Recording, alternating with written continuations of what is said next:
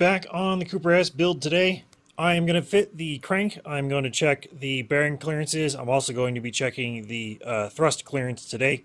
So what I've done is I've fitted the bolts have been fitted to the block here, but I've gone ahead and cleaned the bearing shells, fitted them to the block, and you'll notice this bearing shell has a bit of an overlap problem, so I am going to dress this later on here, but the point of this is I'm going to fit the crank on top of this. I'm going to put a little lubrication on the bottom of these bearings, fit the crank, fit the caps on, and I'm going to use Plastigauge.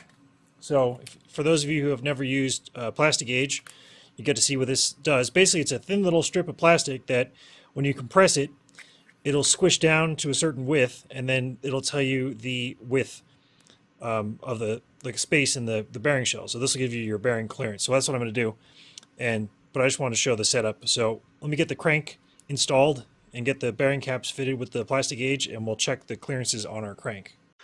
So I've got the little strip of Plastigauge fitted. You can see it right there, little blue strip. So now what I need to do is fit the bearing caps, tighten to the torque spec, and we'll check our clearances. Just finished torquing up all the bolts to spec. So now I'm going to remove the caps, and we will now see how much squish that little blue piece of Plastigauge has, and that'll tell us our bearing clearance. So I've pulled the bearing caps off, and let's take a look at the Plastigauge here. Now we're looking at the rear one, and if we come in real close using the scale, we can see that we are about 2 thousandths on both the inner and outer part of this grind. So we're about 2 thousandths on there. Let's check the center. It's a little hard to see with the lighting, but if we come in here, we can see it's about 2 thou, maybe just a little bit larger than 2. And let's take a quick look at the front one here.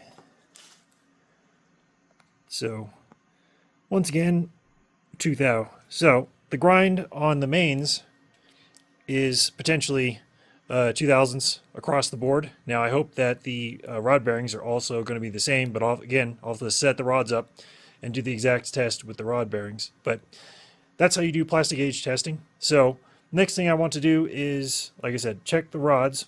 So just checking piston number 1's bearing clearance. I've got the Plastigauge fitted. I'm just holding the rod in place. Now these pistons don't have the rings on them yet, so I'm able to just dry build this engine basically this way, but I'm going to fit the cap, tighten it down, and then we'll check the clearance.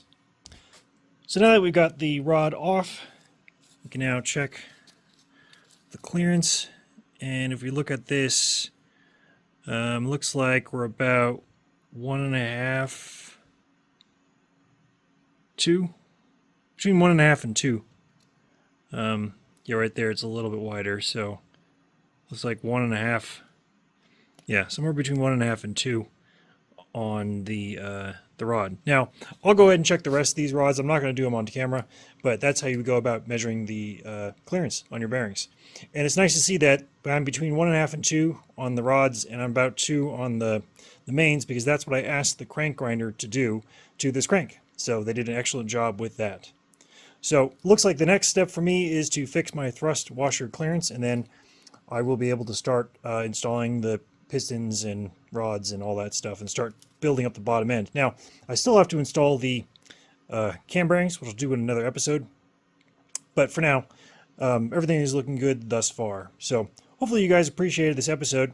I know that there are better episodes out there. Ross Thomas does a great job of talking about, building an engine, but this is my take on doing this engine build, so hopefully you guys appreciate it. And if you did, let me know in the comments below. And as always, thanks for watching. I'll see you guys soon.